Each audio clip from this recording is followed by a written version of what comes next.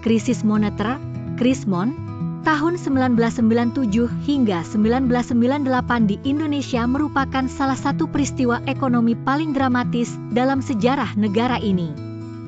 Pada pertengahan 1990-an, Indonesia dianggap sebagai salah satu negara dengan pertumbuhan ekonomi yang pesat di Asia. Namun, ketergantungan pada utang luar negeri dan kurangnya transparansi dalam pengelolaan ekonomi membuat Indonesia rentan terhadap perubahan kondisi ekonomi global. Krisis moneter Asia dimulai pada Juli 1997 di Thailand dengan devaluasi Baht Thailand.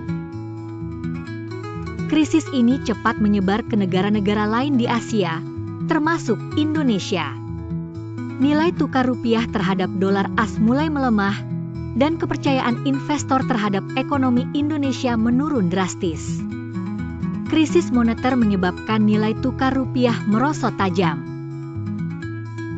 Inflasi meningkat, dan banyak perusahaan yang mengalami kesulitan keuangan. Banyak bank mengalami krisis likuiditas, dan beberapa bahkan ditutup. Pengangguran meningkat, harga-harga naik, dan kemiskinan meluas. Krisis moneter ini menjadi salah satu faktor yang memicu tuntutan reformasi di Indonesia.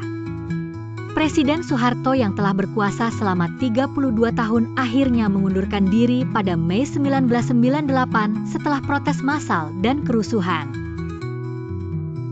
Pemerintahan baru di bawah Presiden B.J. Habibie mulai melakukan reformasi ekonomi dan politik untuk memulihkan stabilitas negara.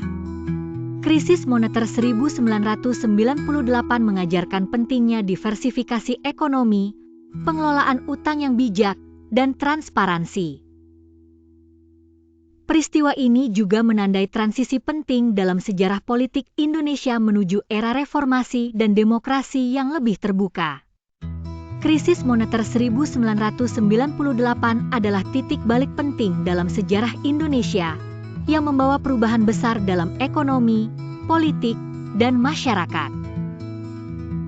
Meskipun membawa dampak negatif yang signifikan, krisis ini juga membuka jalan bagi reformasi dan upaya pembangunan yang lebih berkelanjutan di masa depan. Bantu Zio untuk like, subscribe, komen, dan share, agar Zio semakin semangat untuk buat cerita lagi. Terima kasih.